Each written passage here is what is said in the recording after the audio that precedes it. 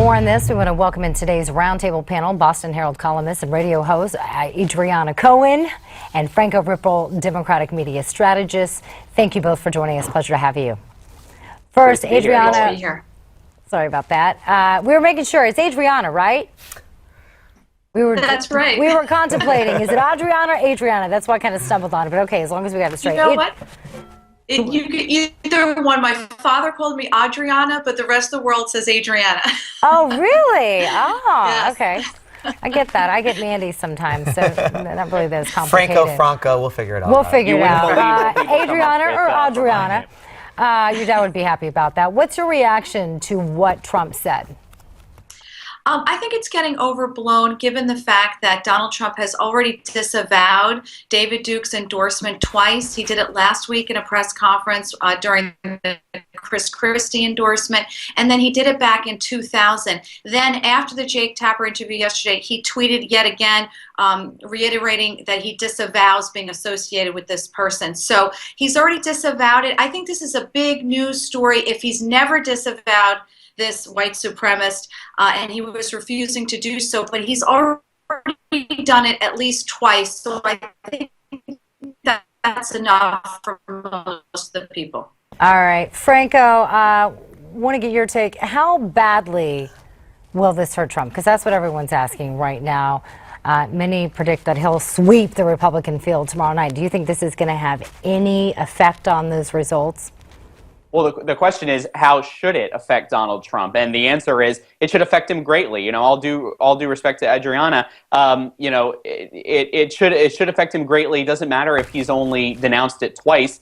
He should denounce it every day. He should get on the news and say, this is ridiculous. These people don't stand for me. But the problem is, when NPR went and talked to people at his rallies and said, you know, what do you think about this? Is it overblown, as has been said? The answer they got was literally, quote, black people are the problem in America.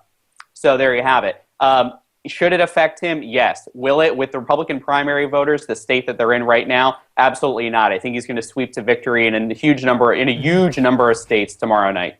You notice he said huge there. Yeah, I did. Huge.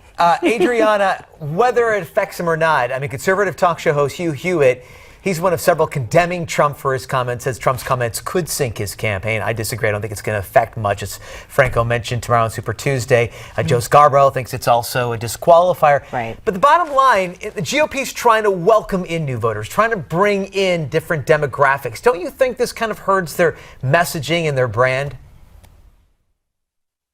Well, I have to say that Donald Trump has said that he had trouble with his earpiece. So his supporters are going to believe him. They've already heard Trump disavow the Duke endorsement twice, and so they're going to move on. I think Trump supporters are very, very loyal. And I want to say, just in Massachusetts this winter, 20,000 Democrat voters left the party. 16,500 of them became independents, and then 3,500 became Republicans. So that tells me that Trump is attracting even Democrats and Republicans in one of the bluest states in the country. So it's not just Republicans that support Donald Trump, it's also Democrats and independents, not all obviously, but a chunk here in Massachusetts. So that this latest report that the Herald put out today could actually be a national bellwether.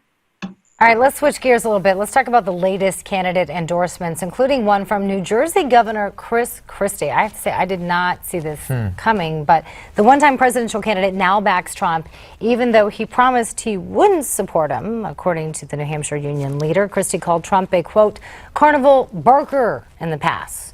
So, Franco, why this sudden change? I'm having a lot of fun today. This is great. So Good. With Chris Christie, I mean, look, he's a craven politician in the worst sense. He's arguably, perhaps here with Rick Scott in Florida, one of America's worst governors. He's got the worst economic record probably of any governor in America.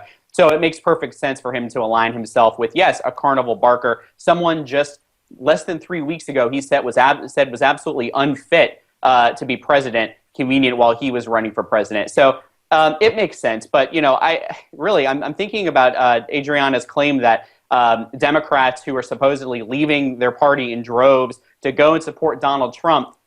I mean, not only is there not probably anywhere any evidential textual basis for that, there's not even anecdotal evidence for that. If No, people are you're right. leaving the party, it's because they're fed up perhaps with a two-party system that doesn't necessarily work for both sides. But the reality is, this isn't the UK. This isn't a parliamentary system. We have two parties. People register for parties, they vote in parties, and the Democratic Party represents the way forward for progress for, people who are not going to support Donald Trump, which is everybody else. I want to get your take, Adriana, on what's happening on the Republican side. Marco Rubio, he's stepping up his attacks. We've got Ted Cruz now talking about possible mob ties, and that's one of the reasons why Donald Trump didn't want to release his tax returns.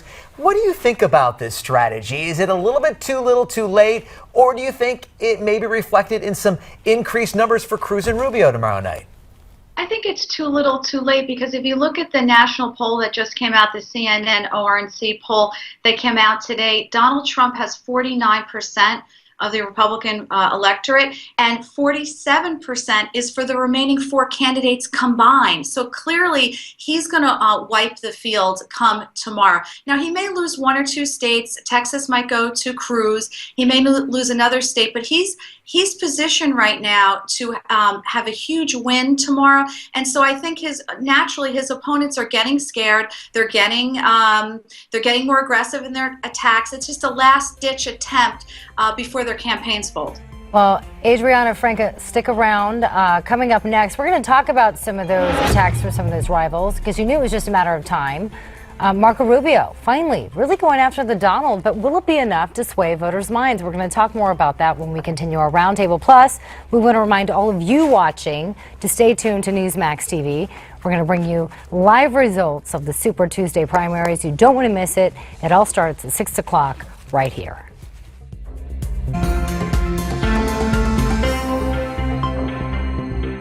Welcome back to Newsmax Now. Senator Marco Rubio ups his attacks against the frontrunner Donald Trump leading up to Super Tuesday tomorrow. He's just a big talker and a yapper and a guy who's been able to manipulate the media and get a lot of attention. And he's a good con man. He's done a good job of convincing people that he, a guy who has spent his life cheating the little guy, is somehow the champion for the little guy. Rubio says that unlike Trump, he's offered serious ideas and proposals. Meanwhile, Hillary Clinton chastises the Republicans for their constant fighting. What we can't let happen is the scapegoating, the blaming, the finger pointing that is going on the Republican side. It really undermines our fabric as a nation. So I want to do everything I can in this campaign, with your help, to set us on a different course.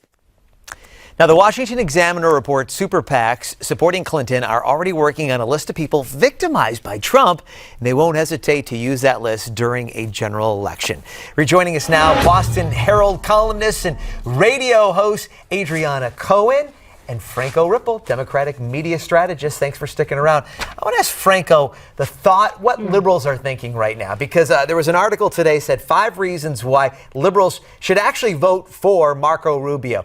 Are you concerned that, A, if Donald Trump is president, that could, obviously hurt a lot the liberal agenda and he wouldn't do a good job? Or are you thinking, let's elect Donald Trump because he may be easier to beat in a general election? Where do you think most liberals are at in this discussion?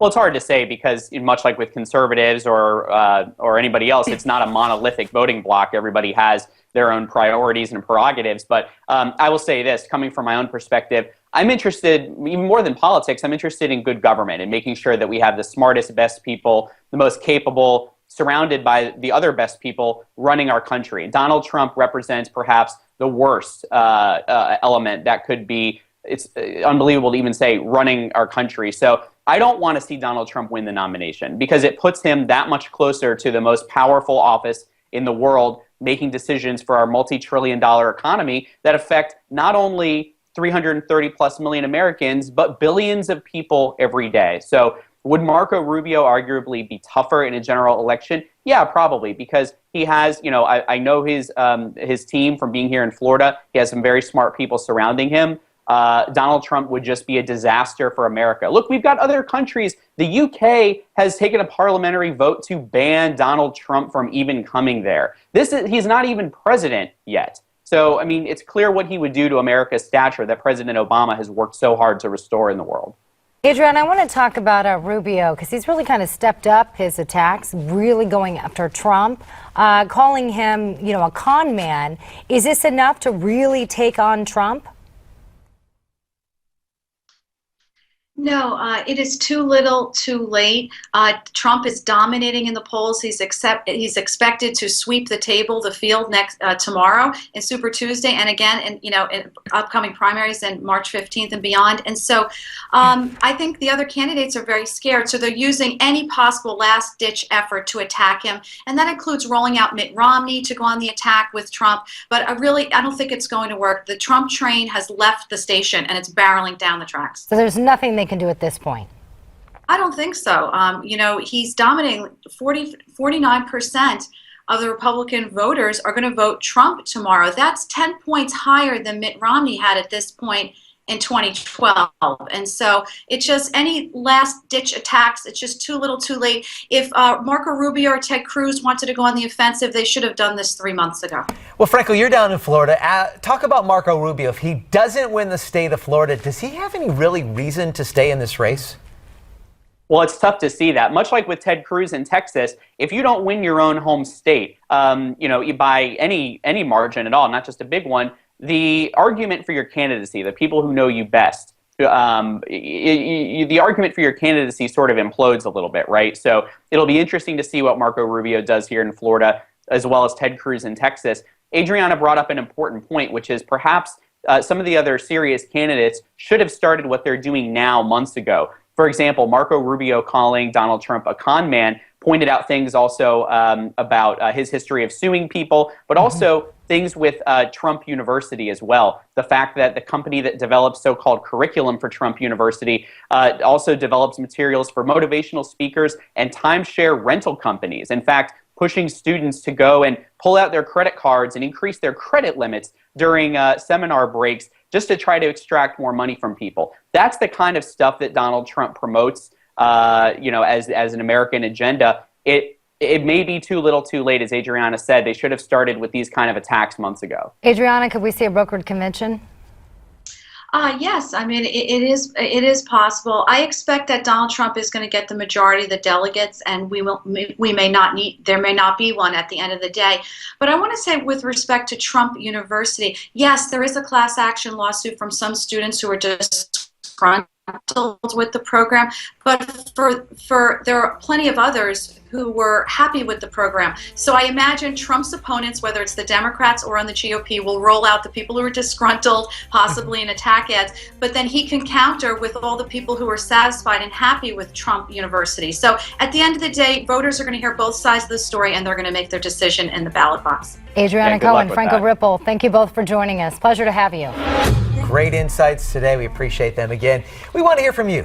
Tell us what you think about last night's Oscars awards ceremony. Tweet us your thoughts or leave a comment on our Facebook page. We're going to air some of your comments later in the show.